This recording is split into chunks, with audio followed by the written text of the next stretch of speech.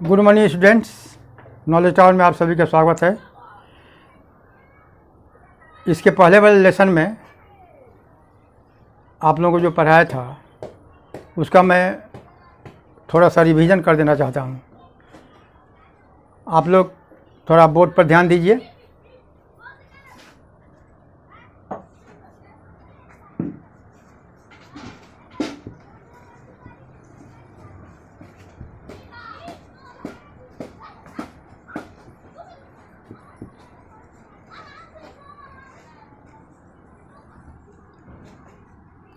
Revision of previous lesson. इस lesson में मैंने आप लोगों को पढ़ाया था कि प्रॉपर एंड अनकाउंटेबल नाउन के पहले दी का प्रयोग नहीं होता है, किंतु प्रॉपर अनकाउंटेबल नाउन के पहले दी का प्रयोग होता है कुछ खास रेफरेंस के अनुसार। यानी यदि रेफरेंस पार्टिकुलर हो, डेफिनिट हो, तो प्रॉपर एंड अनकाउंटेबल नाउन के पहले भी दी हो सकता है। ये मैंने पढ़ाया था आप लोगों को।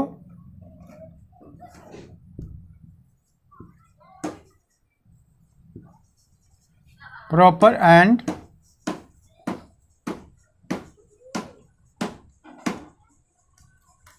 अनकाउंटेबल नाउन्स, इसके बारे में मैंने पढ़ाया था आप लोगों को कि प्रॉपर एंड अनकाउंटेबल नाउन के पहले दी ग्रामेटिकली नहीं होता है, किंतु यदि रेफरेंस खास हो, पार्टिकुलर हो, तो प्रॉपर नाउन और अनकाउंटेबल नाउन के पहले भी दी होता है। खास रेफरेंस होने पर ही, यदि खास रेफरेंस ना हो, कोई डेफिनिट रेफरेंस ना हो, तो प्रॉपर और अनकाउंटेबल नाउन के पहले दी नहीं होगा। जैसे एग्जाम्पल देखिए, मैं आप लोगों को समझाया था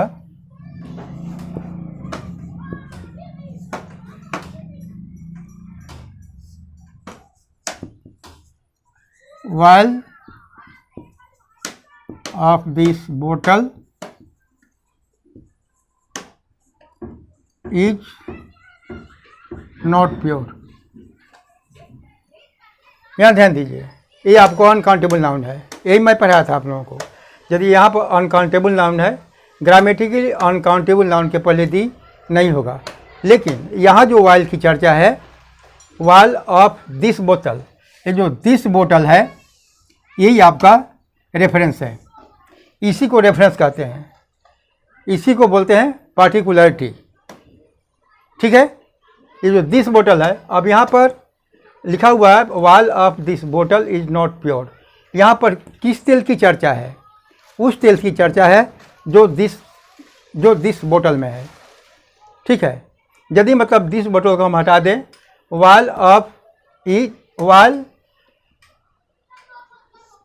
यदि इस सेंटेंस को हम हटा, ये जो आपका जो माने जो सेंटेंस है ऑफ दिस बोतल, यदि इसको हम हटा देते हैं, वाल इज नॉट प्योर, इसको हटाने के बाद में बचता है while is not pure. Certainly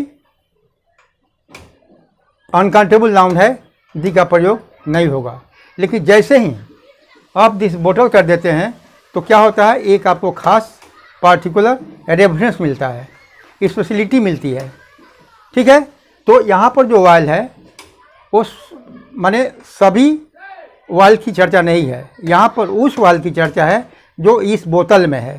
तो यहाँ पर स्पेशलिटी हो गया, यहाँ पर पार्टिकुलर हो गया, इसलिए यहाँ पर दी का प्रयोग होगा। एक और एग्जाम्पल मैंने बताया था,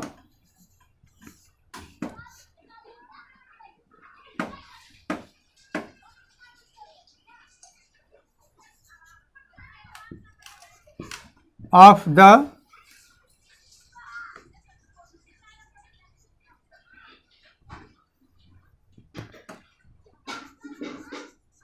Ram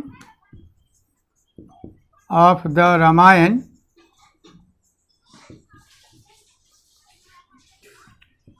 is an ideal man. देखिए यहाँ पर राम आपका प्रॉपर नाउन है, राम प्रॉपर नाउन है। ग्रामेटिकली यदि प्रॉपर नाउन हो तो उसके पहले दी का प्रयोग नहीं होगा, किंतु यहाँ पर हमको ये समझना है कि यह जो राम है वो किस राम की चर्चा है।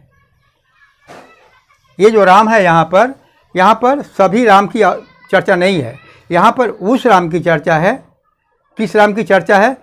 जो रामायण में जिस राम की चर्चा की गई है उस राम की चर्चा है। ये आपको स्पेशल रेफरेंस हो गया, ये पार्टिकुलर रेफरेंस हो गया। यदि मान लीजिए यदि इसको हम यहाँ से हटा देते हैं, ऑफ द रामायण यदि हटा देते हैं, ये आपका रेफरेंस है, ये रेफरेंस है, इसी को रेफरेंस कहते हैं। तो ऑफ द रामायण यदि हटा देते हैं तो क्या बचता है? Ram is an ideal man. ठीक है, ऑफ द रामायण को हटाने के बाद में बचता है Ram is an ideal man. तो इसको हटाने के बाद में मतलब यही रेफरेंस है, यही पार्टिकुलरिटी है, यहाँ पर यही स्पेशल है। ठीक है, यदि हम इसको हटा देते हैं तो ग्रामेटिकली प्रॉपर नाउन के पहले दी का प्रयोग नहीं होगा। लेकिन यहाँ पर उस राम की चर्चा है जो रामायण में जिस राम की चर्चा की गई है। इसका मतलब है ये राम जो आपको पार्टिकुलर हो गया, ये खास राम हो गया, इसलिए यहाँ पर दी का प्रयोग होगा। ठीक है, यही मैंने आप लोगों को पढ़ाया था। आज मैं आप लोगों को उस पॉइंट पर थोड़ा डिस्कस करूँगा।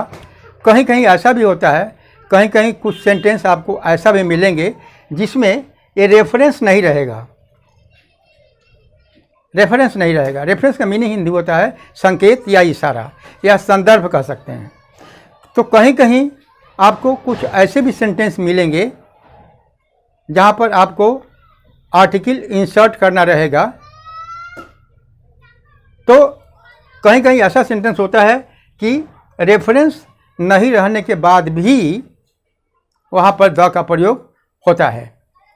अब ये हमको सोचना पड़ेगा थोड़ा, अब उस सेंटेंस के नेचर के आधार पर हमें थोड़ा गेस करना पड़ेगा, थोड़ा अंदाज़ा लगाना पड़ेगा। हालांकि वहाँ कोई रेफरेंस नहीं रहेगा, फिर भी आपको द का प्रयोग होगा, चाहे प्रॉपर नाउन हो और चाहे अनकाउंटेबल नाउन हो। ठीक है, अब यह तो एग्जाम्पल से ही स्पष्ट होगा। अब देखिए,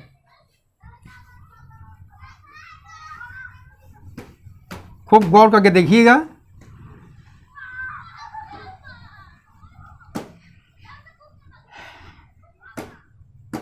कुछ मैं यहाँ पर ऐसा सेंटेंस दे रहा हूँ जिसमें कोई रेफरेंस नहीं है। ठीक है, जैसे देखिए,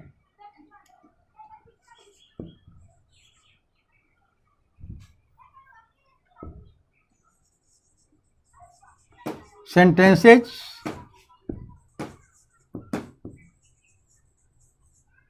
without references। यहाँ पर मैं कुछ ऐसा सेंटेंस नीचे आपको एग्जाम्पल में दूंगा जिसमें आपको रेफरेंस नहीं रहेगा, फिर भी वहाँ पर दी का प्रयोग होगा। अब दी का रेफरेंस नहीं रहने पर भी दी का प्रयोग होगा, कैसे होगा ये मैं आप लोगों को बताने जा रहा हूँ। थोड़ा गौर से ध्यान दीजिएगा।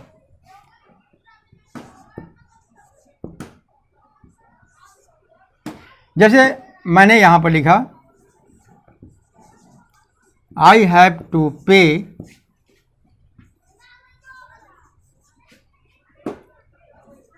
फॉर, यहाँ ब्लैंक है,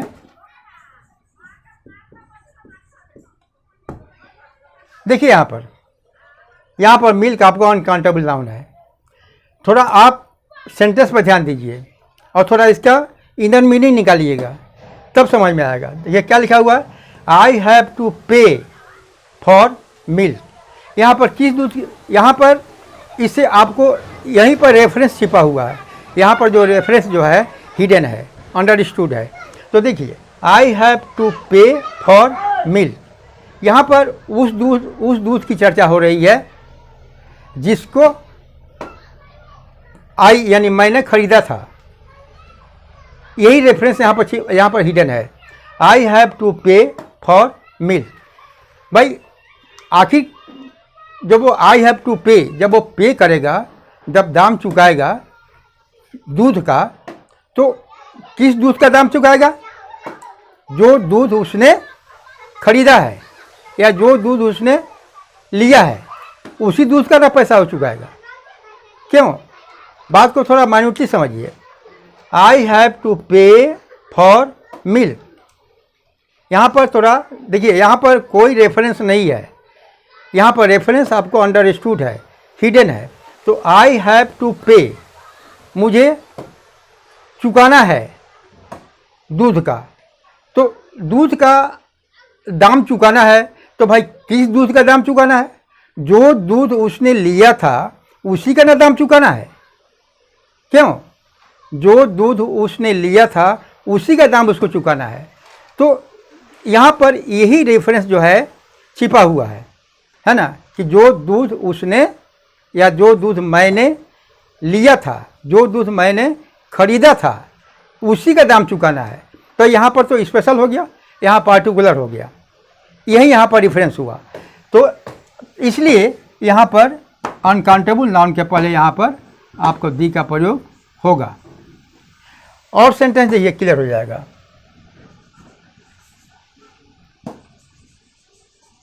वेयर इज,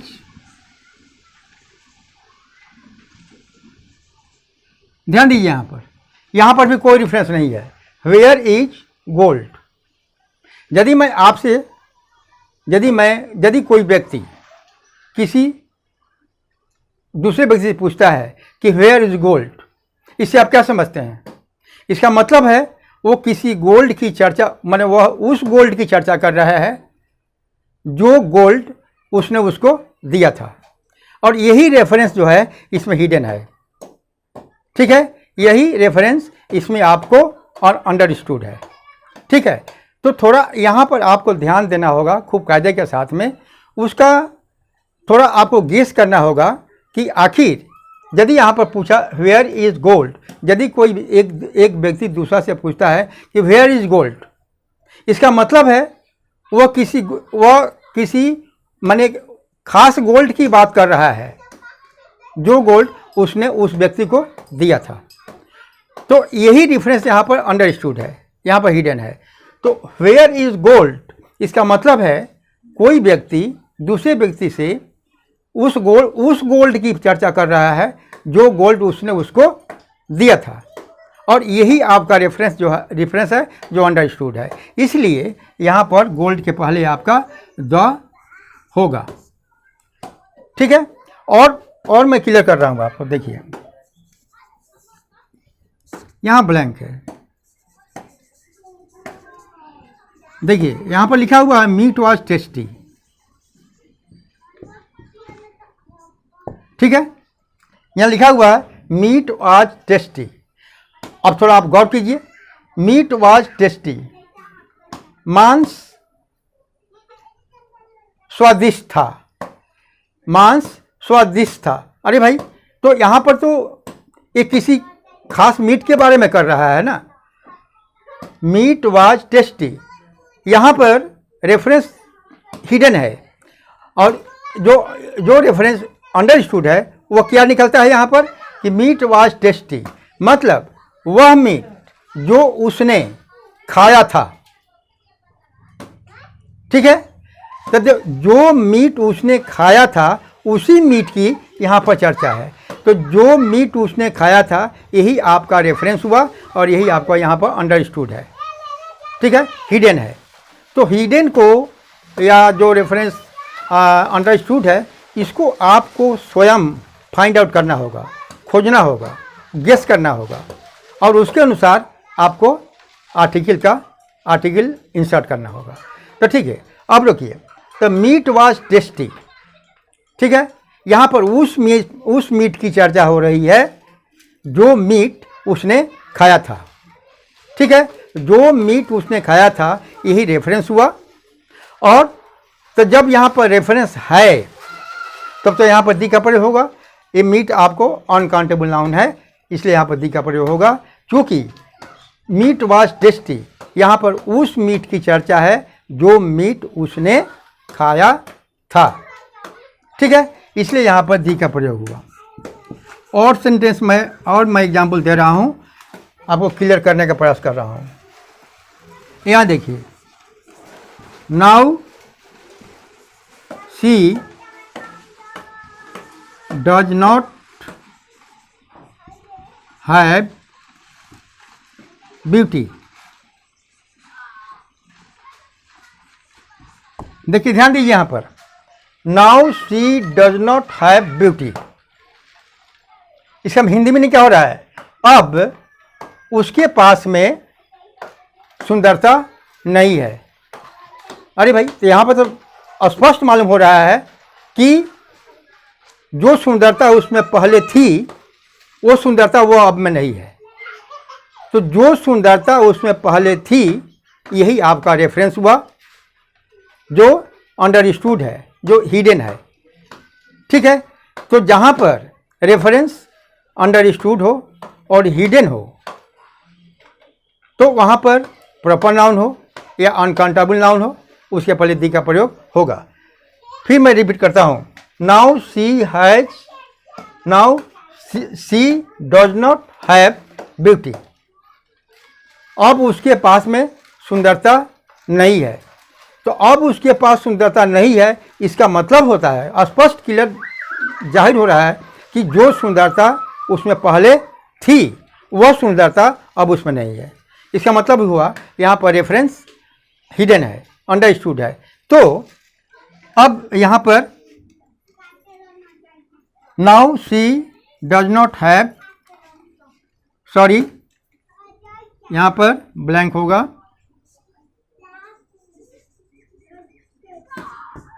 है ना। Now she does not have, यहाँ पर ब्लैंक है, ब्यूटी।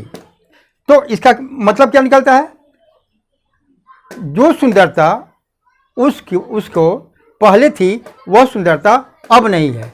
इसका मतलब यहाँ पर रेफरेंस अंडरस्टूड है, हिडन है। ठीक है, इसलिए यहाँ पर ब्यूटी जो है आपका एब्स्ट्रैक्ट नाउन है, जो अनकाउंटेबल है, इसलिए यहाँ पर दी का प्रयोग होगा। ठीक है, खूब गौर से देखिए और देखिए एग्जाम्पल।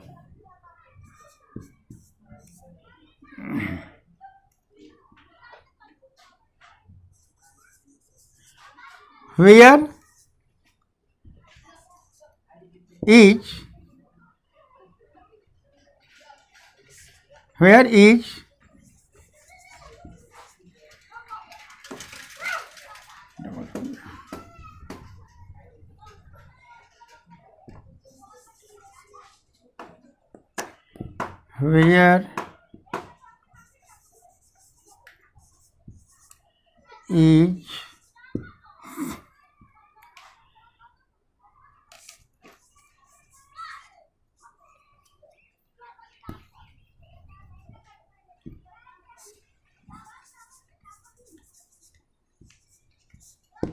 यहाँ पर ध्यान दीजिए, क्या लिखा हमने, वेयर इज वाटर।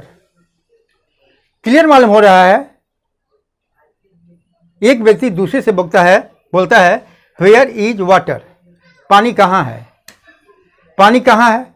इसका स्पष्ट यहाँ मालूम हो रहा है, या कोई व्यक्ति दूसरे से पूछता है वेयर इज वाटर, पानी कहाँ है। इसका मतलब है वह उस पानी की बात कर रहा है जो पानी उसने पिया था। और यही जो है, यही रेफरेंस है जो हिडन है, अंडरस्टूड है।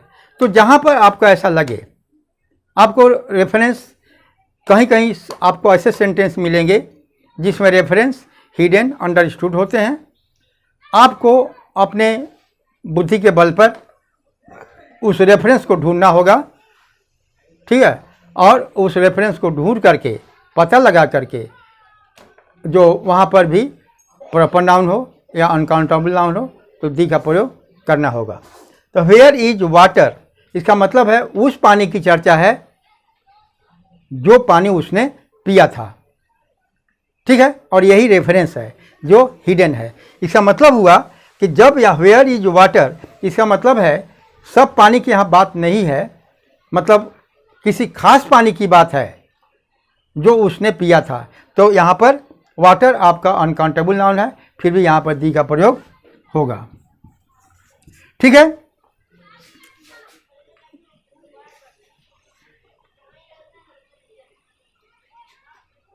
और देखिए,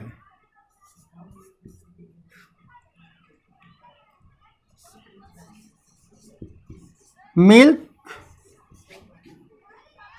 इज गुड। यहाँ पर देखिए, यहाँ पर आपको इंसर्ट करना है। यहाँ लिखा हुआ है मिल्क इज गुड। यदि कोई व्यक्ति दूध के बारे में बोल रहा है, मिल्क इज गुड, दूध अच्छा है, तो इसका मतलब है खुद हम लोगों को, आपको गेस करना होगा, अंदाज़ा लगाना होगा कि मिल्क इज गुड, कि यहाँ पर माने उस दूध की चर्चा हो रही है। हालांकि यहाँ पर कोई रेफरेंस नहीं है। मिल्क इज गुड, यहाँ पर कोई रेफरेंस नहीं है। और ग्रामेटिकली चूँकि ये अनकाउंटेबल नाउन है, इसके पहले दी का प्रयोग नहीं होगा। इसके अनुसार मिल्क इज गुड यदि जनरल में लेते हैं, स्पेसिफिक में नहीं लेते हैं, तो यहाँ पर दी का प्रयोग नहीं होगा, क्योंकि ये अनकाउंटेबल नाउन है। ठीक है। लेकिन यहाँ पर बात वो नहीं है। यहाँ पर मिल्क इज गुड, यहाँ पर सब दूध की बात नहीं हो रही है। यहाँ पर उस दूध की बात हो रही है जो उस समय वो खा रहा है। यहाँ पर किसी खास दूध की बात हो रही है जो वो खा रहा है और वह दूध अच्छा है। इसलिए जब यहाँ पर रेफरेंस पार्टिकुलर है, खास है, निश्चित है, तो यहाँ पर दी का प्रयोग होगा। ठीक है। इस चीज़ को आप लोग थोड़ा खूब अच्छा से देखिएगा, कान की कहीं कहीं रेफरेंस अंडरस्टूड होता है। उस रेफरेंस को हमको, आपको खोजना पड़ता है, थोड़ा अंदाज़ा लगाना पड़ता है, फाइंड आउट करना पड़ता है। और उस रेफरेंस को पता लगने के जब लग जाएगा तो आपको आर्टिकल इंसर्ट करने में कोई खास परेशानी नहीं होगी। ठीक है। Where is the gold. अब यहाँ पर देखिए क्या है गोल्ड। गोल्ड आपको क्या है, अनकाउंटेबल नाउन है। ग्रामेटिकली वहाँ पर दी नहीं होगा। लेकिन हमको ये सोचना है कि वेयर इज गोल्ड। यहाँ पर कोई व्यक्ति किसी से पूछता है कि सोना कहाँ है, तो हमको यहाँ पर सोचना पड़ेगा, इसका मतलब है वह किसी खास सोने की बात कर रहा है, सब गोल्ड की बात नहीं कर रहा है। यहाँ पर वो व्यक्ति जो है, पहला व्यक्ति दूसरे से जानना चाहता है कि where is gold, where is gold, सोना कहाँ है। इसका मतलब है वह उस सोने की बात कर रहा है, उस गोल्ड की बात कर रहा है जो गोल्ड उसने उसको दिया था। इसका मतलब है वो जो गोल्ड है वहाँ पर खास है, पार्टिकुलर है, डेफिनिट है, निश्चित है। तब इसके अनुसार यहाँ पर आपको दी का प्रयोग हो गया। और नियम यही है कि पूरा नियम जो कल से मैं आज तक जो बता रहा हूँ, माने इसका बेस यही है कि प्रॉपर नाउन और अनकाउंटेबल नाउन के पहले दी का प्रयोग नहीं होता है। लेकिन यदि रेफरेंस खास हो, पार्टिकुलर हो, जेन्युइन हो, डेफिनिट हो, स्पेशल हो, तब उस अवस्था में प्रॉपर नाउन हो चाहे अनकाउंटेबल नाउन हो, उसके पहले दी का प्रयोग होगा। ठीक है। अभी मेरा ये जो आर्टिकल 2 का जो क्लास चल रहा है, ये अभी एंड नहीं कर रहा है। अभी इसमें बहुत सारी ऐसी बातें हैं जिसको मुझे आप लोगों को गाइड करना है। कारण कि देखिए, मेरा प्रिंसिपल ये है, मैं पीछे कोई ऐसी चीज़ नहीं छोड़ना चाहता। मेरा प्रिंसिपल ये है कि मैं पीछे कुछ छोड़ करके आगे बढ़ना मेरी प्रवृत्ति नहीं है। मैं एक छोटा से छोटा क्लू को भी जिसके जो जहाँ तक मैं समझता हूँ कि मेरा सिद्धांत यह है कि मैं छोटा सा छोटा क्लू भी मैं पीछे नहीं छोड़ना चाहता कि किसी स्टूडेंट के लिए चिंता का विषय हो या परेशानी का कारण बन जाए। इसलिए मैं इस बात के लिए हमेशा सचेत हूँ, अवेयर हूँ कि मैं छोटी सी छोटी वस्तु को भी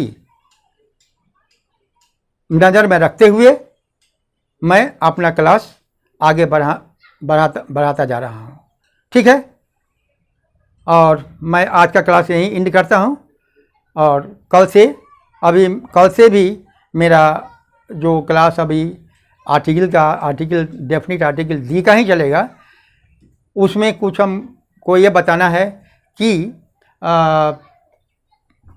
माने कुछ जो द का पोजीशन और कहाँ कहाँ हो सकता है। थैंक्स।